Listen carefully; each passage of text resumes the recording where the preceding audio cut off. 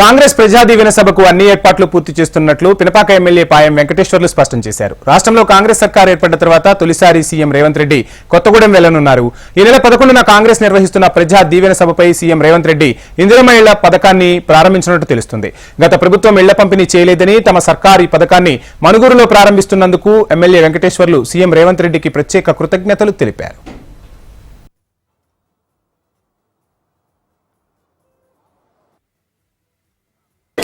ఇందిరమ్మ ఇల్లు గత 10 ఏళ్లలో చూస్తే గత ప్రభుత్వం చెప్పినటువంటి పథకం ఆ ఇల్లు ఎక్కడ లేవు. ఇప్పుడు కాంగ్రెస్ పార్టీ ప్రభుత్వం గతంలో కూడా ఇందిరమ్మ ఇల్లు ఇచ్చింది.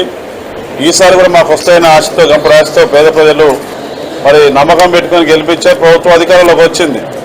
మరి అట్టడుగున ఉన్నటువంటి పేదలకు ఇల్లు కట్టుకునేటువంటి పేదలకు ఏదైతే ఉందో ఇందిరమ్మ పథకం, అది మన భద్రాద్రి కొత్తగూడెం జిల్లాలో ప్రారంభం చేయడం అనేది, అందులో భద్రాద్రి కొత్తగూడెం జిల్లా అంటే ఏజెన్సీ ప్రాంతం, ఆదివాసీలు ఎక్కువ నివసించిన ప్రాంతంలో ఈ భద్రాద్రి కొత్తగూడెం జిల్లాలో మరి ప్రారంభం చేస్తున్న సందర్భంలో కూడా మా నియోజకవర్గం తరపున నేను గౌరవ ముఖ్యమంత్రి గారికి ప్రత్యేక ధన్యవాదాలు, అభినందనలు తెలియజేస్తా ఉన్నా.